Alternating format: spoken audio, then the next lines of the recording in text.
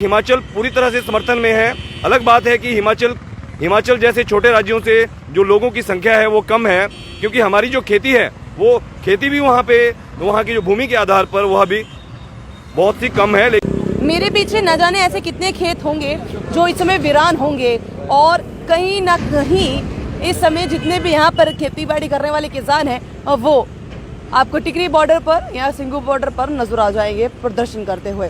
हमारे साथ में इस समय जो शख्स मौजूद हैं वो हिमाचल प्रदेश से गए थे दिल्ली की ओर, ताकि वहाँ पर भी बातचीत हो सके, अपनी बात रख सकें कि जो किसानों के साथ कहीं ना कहीं गलत हो रहा है उस पर भी बातचीत हो।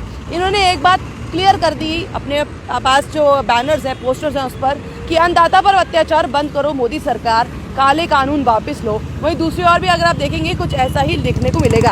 हिमाचल प्रदेश से आप वहाँ पर गए, किस तरह से सहयोग वहाँ के लोगों ने कहा कि भाई आप हिमाचल प्रदेश से आए हैं, क्योंकि ज़्यादातर हरियाणा से या फिर अगर आप बात करें पंजाब से लोग थे, हिमाचल प्रदेश के लोगों का कैसे वहाँ पे देखा?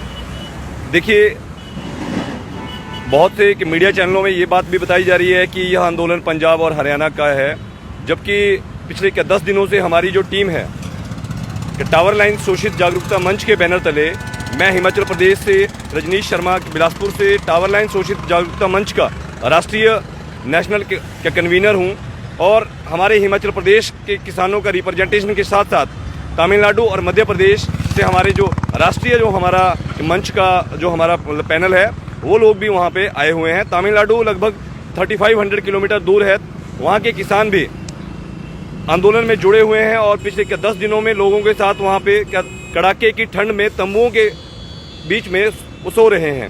हैरानी की बात यह है कि देश की मोदी सरकार के सामने दिल्ली के चारों बॉर्डरों पर लगभग 14 लाख से 15 लाख किसान जो है वो डटा हुआ है, और पिछले 2.5 महीने से पूरे हिंदुस्तान के अंदर संघर्ष जो है किसान आवाज़ उठा रहे हैं कि आप चंद उद्योगपतियों को देश की जो ज़मीन है, किसानों की जो खेती है, उसको क्यों बेचा जा रहा है, क्यों ज़बरदस्ती इस तरह के कानून थोपे जा रहे हैं। यह बिल्कुल जायज़, हम लोग हिमाचल पूरी तरह से समर्थन में हैं। अलग बात है कि हिमाचल जैसे छोटे राज्यों से जो लोगों की संख्या है वो कम है, क्योंकि हमारी जो खेती है वो खेती भी वहाँ की जो भूमि के आधार पर वह भी बहुत ही कम है। लेकिन इन राज्यों जो बड़े बड़े राज्य हैं, इनके पास जितनी ज़मीन है उसमें जितनी खेती होती है उसके मुताबिक इन लोगों की संख्या बिल्कुल सही है, और संख्या सबकी पूरा हिंदुस्तान इसमें है। यह ऐसा नहीं है कि वहाँ हमने सभी लोगों से हम लोग वहाँ मिले, हम लोगों ने उनकी समस्याएं जानी।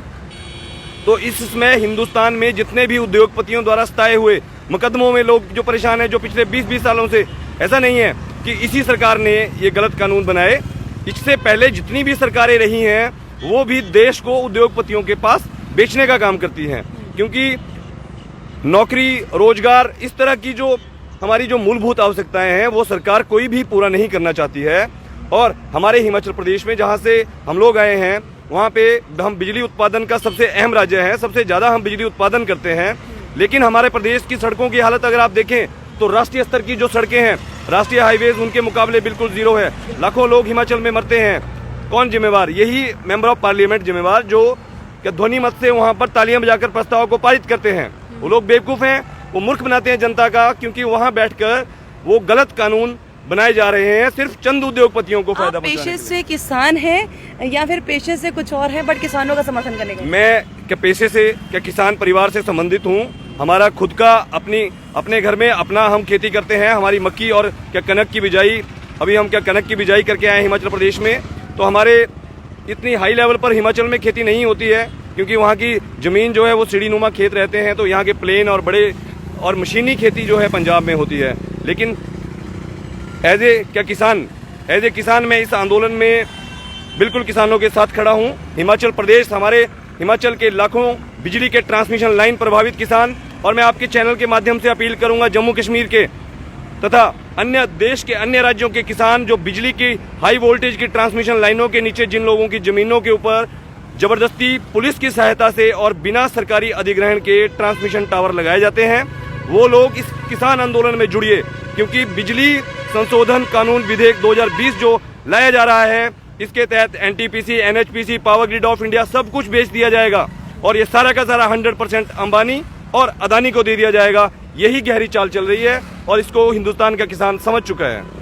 हिंदुस्तान का किसान समझ चुका है, इसलिए डिफरेंट बॉर्डर्स पर बैठा हुआ है, बातचीत कर रहा है। और अब बातचीत नहीं बल्कि सीधा एक बात कह रहा है कि भाई अब बातचीत से मसला हल नहीं होगा, बातचीत बहुत करके देख ली, पावर पॉइंट बहुत देख लिए, अब बात है तो सीधी तौर पर एक ही कि कानूनों को वापस लीजिए, क्योंकि अब हम और कुछ ना तो सुनना चाहते हैं ना समझना चाहते हैं। बट हाँ, अगर आप हमारे बुजुर्गों से माफ़ी मांग लेंगे तो हम आपको छोड़ देंगे, हम माफ़ी कर देंगे, हम आपको माफ़ी दे देंगे, क्योंकि ये महीना हमारे लिए बहुत ही ज़्यादा महत्व रखता है।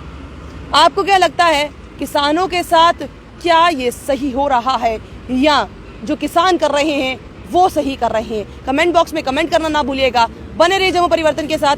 मुझे और अभिषेक जी को दीजिए इजाजत। नमस्कार।